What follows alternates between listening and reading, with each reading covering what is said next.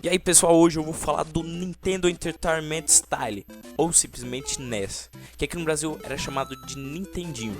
Ele foi um videogame lançado pela empresa japonesa Nintendo, que foi lançado na América do Norte, Europa, Ásia, Austrália e Brasil. No Japão o videogame era chamado de Famicom, pois era a abreviação de Family Computer, e seu nome original era Nintendo Family Computer. No Brasil o console foi lançado há quase uma década depois do seu lançamento original, que foi no Japão em 1983. Aqui no Brasil foi lançado apenas em 1993. O jogo Super Mario Bros 3 foi um sucesso, pois trazia novidades e tinha um gráfico maravilhosamente bom para a época, tornando o jogo mais vendido individualmente. Ele não vinha com um console, diferente de alguns outros sucessos, como o exemplo do Super Mario World, que vinha em sua maioria, a maioria das vezes com o console. Foi lançado um filme chamado O Gênio do Videogame. O filme mais parecia uma propaganda da Nintendo, financiada pela Nintendo. Mas foi por esse filme que os fãs norte-americanos da série Super Mario Bros. Tiveram a primeira impressão do Super Mario Bros 3. O filme foi lançado em 1989. O jogo até então já tinha sido lançado no Japão. Em 1990 foi lançado na América do Norte. Devido ao grande sucesso do NES, Famicom ou Nintendinho aqui no Brasil, tornou-se um dos videogames mais clonados da história. Os clones são cópias não oficiais do hardware dos Nintendos, do NES, e que conseguem executar jogos originalmente desenvolvidos para ele. Já foram catalogados mais de 300 clones em todo o mundo, e alguns ainda são produzidos até hoje.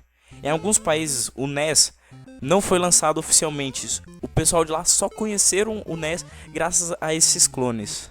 Aqui no Brasil, não foi muito diferente desses países. Houve muitos clones brasileiros. Antes do lançamento do Nintendo, no Brasil, várias empresas brasileiras clonaram o console também, com cartuchos próprios e suporte técnico. Ou seja, eles fabricavam seu próprio cartucho e davam um suporte técnico. Os primeiros clones surgiram em 1989, como o Top Game VG8000, produzido pela CCE, e o Dynacon 2, produzido pela Dynavision 2, produzido pela Dynacon. O Phantom System, produzido pela Gradiente, e o Beat System, um dos consoles semelhante ao NES, produzido pela Dismac. E aí pessoal, quem nunca teve um desses, um Dynavision por exemplo? Eu mesmo tive um. A Nintendo teve que dar seus pulos para colocar o seu novo produto nas lojas americanas, que em 1984 estava tendo uma crise enorme, Crash de 84. Então, como estratégia de marketing, eles resolveram chamar o console de centro de entretenimento para casa, para família e etc. E também foram lançados dois acessórios que foram bem vistos pelos consumidores na época, que foram o Robotic Operating Buddy, o robozinho que jogava. Foi lançado apenas para vender o console para as lojas como um brinquedo, porque como ia vender numa loja de brinquedo, sendo que era um videogame, e foi relançado para os Estados Unidos e mais parecia um computador do que até mesmo um videogame. A crise de 84 assustava muito as distribuidoras de videogame. Aí o segundo que eu falei aqui eu falei dois acessórios. O segundo é o Power Glove. A luva permitia ao jogador uma pequena sensação de realidade virtual ao mover o braço e os dedos e comandar a ação do jogo. E o console vinha com uma pistola que também foi um sucesso e também era muito divertido as jogatinas. O robozinho que foi lançado para jogar, ele só vinha na versão Deluxe do Nintendinho. O Nintendinho foi um recorde de vendas na época.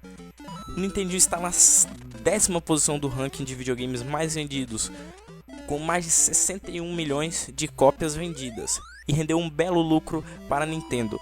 E esse lucro aí dava para fazer um pé de meia para sobreviver até hoje aí com videogames muito da hora, como é o caso ainda da Nintendo.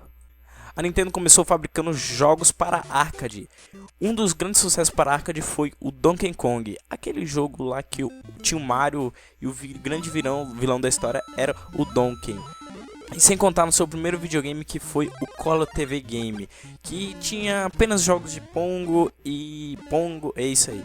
E também era Color TV Game 6, porque haviam 6 formas diferentes de Pongo. Isso. E eu não quero entrar muito a fundo nessa história aí, porque eu gostaria de fazer um vídeo especial também para o Pongo, sem previsão, tá?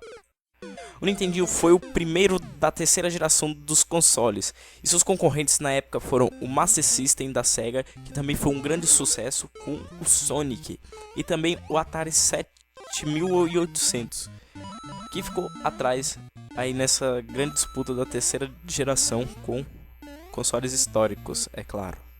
É claro que não dá pra falar da Nintendo sem falar dos jogos, os grandes sucessos.